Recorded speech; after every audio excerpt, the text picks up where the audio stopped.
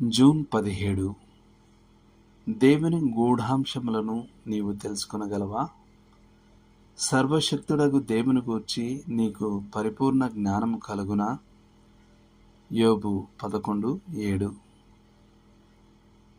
దేవుని మరికొన్ని గుణలక్షణాలను క్లుప్తంగానైనా పేర్కొనవలసి ఉంది. ఈ దైవిక పరిపూర్ణతలను ధ్యానించడం మన ఆత్మను భూమి నుండి పరలోకానికి, అల్పమైన దాని నుండి ఉన్నతమైన దానికి పైకి హెచ్చిస్తుంది.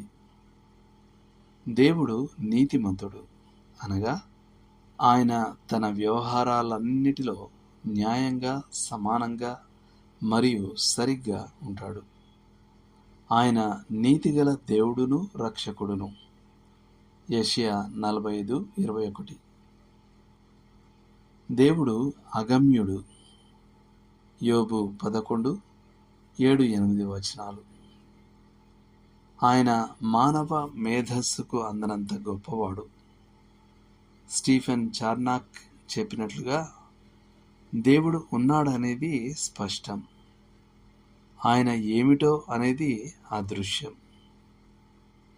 మరియు రిచర్డ్ బాక్టర్ ఇలా అన్నాడు: నీవు దేవుణ్ణి తెలుసుకోవచ్చు, కానీ ఆయనను పూర్తిగా గ్రహించలేవు. దేవుడు నిత్యుడు, ఆది అంతము లేనివాడు. కీర్తనలు 90:1-4 వరకు. నిత్యత్వమే ఆయన జీవితకాలం. దేవుడు ఉత్తముడు. నహూము 1:7. ఆయన అందరి ఎడల ఉపకారి. ఆయన కనికరములు ఆయన సమస్త క్రియల మీద ఉన్నవి. కీర్తనలు 145:9. దేవుడు అనంతమైనవాడు. రాజులు 1 గ్రంథం 8వ అధ్యాయం 27. ఆయనకు పరిమితులు లేదా సరిహద్దులు లేవు. ఆయన గొప్పతనం లెక్కింపుకు, కొలతకు లేదా మానవ ఊహకు మించినది. దేవుడు స్వయంభవుడు. నిర్గమకాండం 3వ అధ్యాయం 14.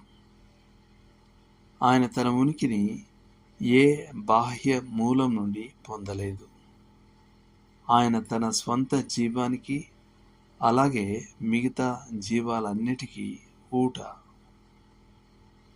దేవుడు స్వయం సమృద్ధుడు, అనగా ఆయనకు ఎప్పుడైనా అవసరమయ్యేదంతా త్రిత్వంలో ఆయన కలిగి ఉన్నాడు. దేవుడు అతీతుడు. ఆయన విశ్వం మరియు కాలానికి చాలా అతీతంగా ఉన్నాడు మరియు భౌతిక సృష్టి నుండి వేరుగా ఉన్నాడు. దేవుని చివరి గుణలక్షణం ఆయన భవిష్యత్ జ్ఞానం. దేవుని భవిష్యత్ జ్ఞానం ఎవరు రక్షించబడతారో నిర్ణయిస్తుందా, లేదా రక్షకుని ఎవరు నమ్ముతారో అనే దాన్ని గూర్చిన ముందు జ్ఞానం మాత్రమేనా అనే విషయంలో క్రైస్తవులు విభజించబడ్డారు. రోమీలకు 8:29 బట్టి దేవుడు సర్వాధిపత్య రీతిలో కొందరు వ్యక్తులను ఎన్నుకున్నాడని, మరియు ఆయన ముందుగా ఎరిగిన వారందరూ చివరికి మహిమపరచబడతారని నేను నమ్ముతున్నాను. అందువల్ల మనం దేవుని గుణలక్షణాలను గూర్చిన మన పరిశీలన ముగింపుకు వచ్చాం. కానీ ఇది మరో అర్థంలో అంతం లేని విషయం. దేవుడు ఎంతో గొప్పవాడు, ఎంతో మహిమాన్వితుడు, ఎంతో భీకరుడు. అలాంటి దేవుణ్ణి మనం కేవలం అద్దంలో సూచనగా మాత్రమే చూస్తున్నాం.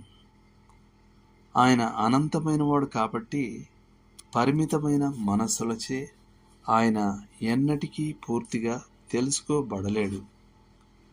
నిత్యత్వం అంతటా మనం ఆయన వ్యక్తిత్వం యొక్క అద్భుతాలను ధ్యానిస్తాం, మరియు అప్పటికీ సగం కూడా చెప్పబడలేదు అని చెప్పాల్సి ఉంటుంది. దేవుడు మిమ్మల్ని దీవించునుగాక.